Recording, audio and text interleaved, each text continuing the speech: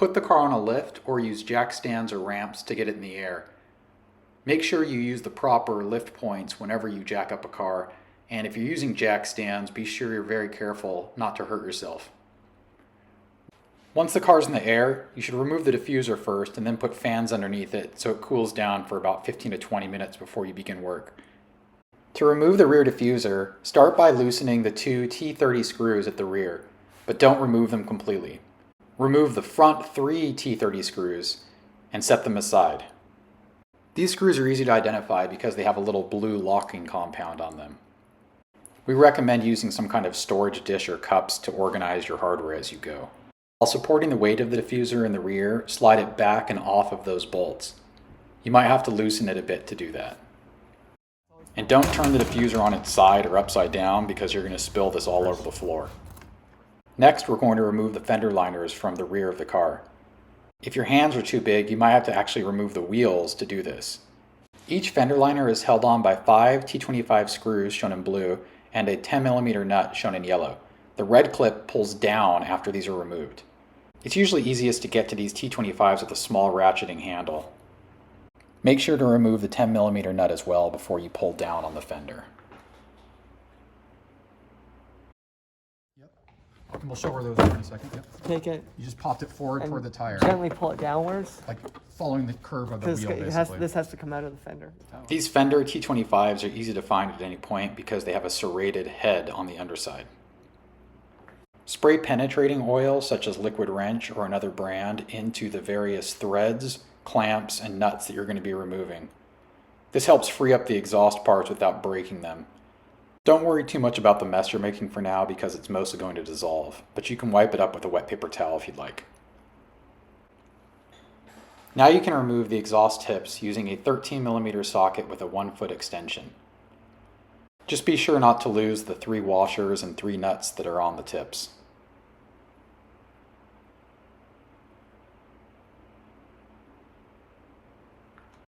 Remove the small heat shield on the passenger side that is installed between the header and the engine. It is attached with 3 E10 screws. You might be able to remove these with an 8mm socket, but then again this is a $200,000 car, so let's not take too many shortcuts. Loosen the support brackets on each side of the muffler using a 6mm hex bit. Just loosen it for now, don't remove it, so it still holds the weight of the muffler later. Locate the 2 electrical connections for the muffler. Pull the gray tab down to unlock the connector, then push it in to release it, and pull it back to disconnect it from the left and right sides of the muffler. So you can see there's a little gray clip. You gotta pull it out. Okay, down, away from the connector. And then push on it. And then it can be pulled off. Now remove the 2 bolts holding each of the support hangers for the headers using an E12 socket. One bolt is visible, but the other is higher up. Again, you could use a 10mm socket here, but that's not really the right tool. Remove all 4 bolts completely.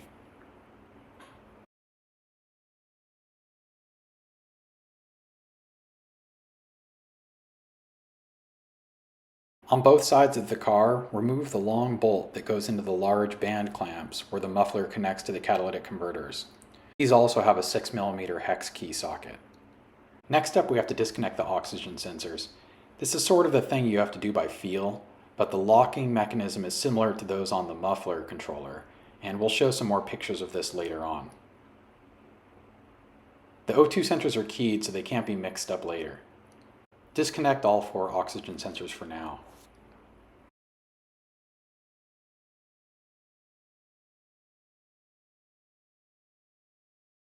Use the 12mm swivel socket and 12-inch extension with a 3/8 ratchet to loosen the 9 header nuts per side. Remove all except the middle nut to hold the header in place.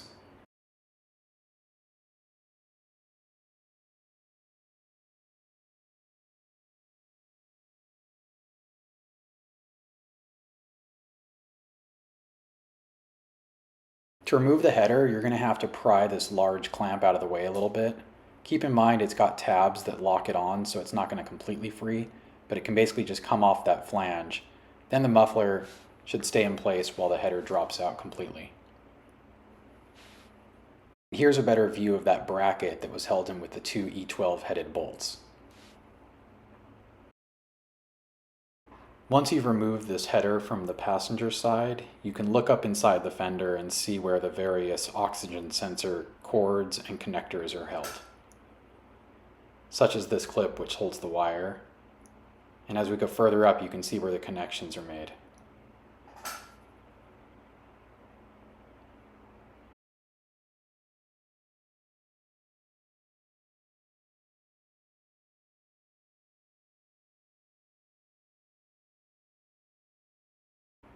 Remove the other header from the car using the similar technique, and loosen that last nut as you lift it off and pry it away from the bracket if needed. Set it down carefully, these things are expensive. Make sure there's no pieces of honeycomb broken off or clogged pores here. Sometimes if you run leaded gasoline or have engine problems, that can happen. It'll cause a check engine light. Lower the muffler down by loosening these clamps off, and make sure that this pressed steel doesn't drag too hard against this heat shield. You can bend it away if you're careful. And then reattach the straps so you don't lose them, since you're not going to be using them on this exhaust. We are going to cut these little tabs to move the clamps over. Porsche does sell these, but they're expensive and they come off really easily. So you might as well reuse them instead of buying new ones. They're really designed to do this. Just make sure you clean up the sharp edges when you're done cutting them off. Unless the header gaskets are in really bad shape, you can reuse them. Just make sure you put the right end where it's supposed to be. And you can tell by looking at these depressions, which are different and match the correct side they're going to. Keep a nut in your hand and then lift the header onto the passenger side, making sure this bracket slots in behind the cam cover here, and then reinstall the two E12 bolts and tighten them, but don't torque them yet. And then you can begin torquing the nuts to 30 Newton meters or 22 foot-pounds, starting with the innermost nuts and working your way outward. You can torque those E12s to the same. Reinstall the heat shield that goes between the engine and the headers using the 3 E10-headed screws from earlier. Reconnect the 4 oxygen sensors and make sure they lock correctly into their original location.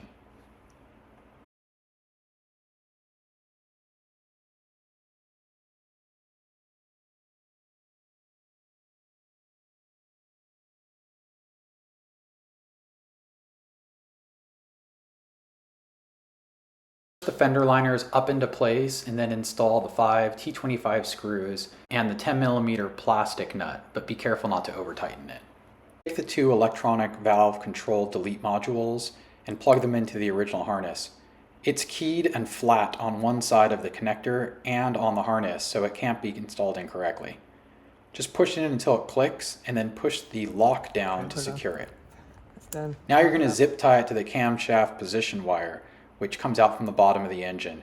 Attach the zip ties to the cam wire in 2 places and tighten it so it does not come loose or move around at all. It's the same process on the driver's side, but just try to give it a little extra room over here because it has this casting and it's pretty warm. So we want to just make sure it's well out of the way and isn't going to be affected by heat. Now you can go back and cut the ends off the zip ties to tidy up your work.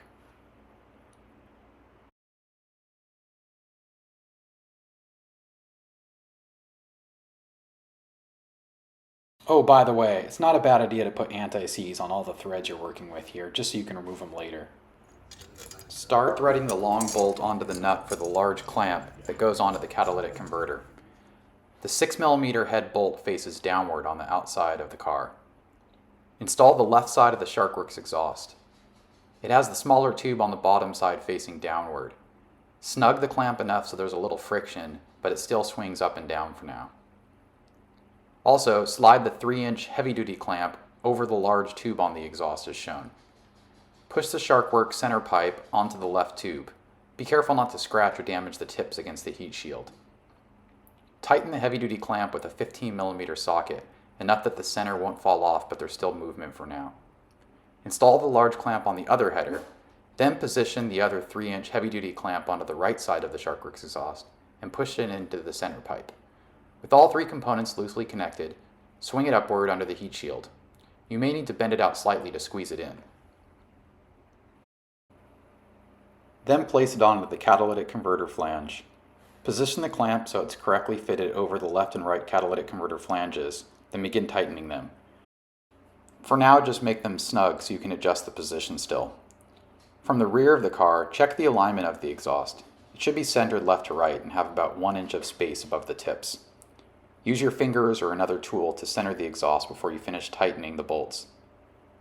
Torque the 6mm flange bolts to 24 Nm or 18 foot-pounds and the large heavy-duty clamps to 20 Nm or 15 foot-pounds. This is a good time to double check everything before you put the diffuser back on. Last bit of housekeeping, make sure to scrape all this gravel off your diffuser before you reinstall it. If you remove the rear 2 bolts, reinstall them now, but just a bit so you can hang the diffuser on it. Hang the diffuser on the rear 2 bolts and slot it forward. That's better. Now install the center bolt, then the outer 2 bolts in the front, and then finally the rear 2 bolts. Tighten everything up, then lower the car.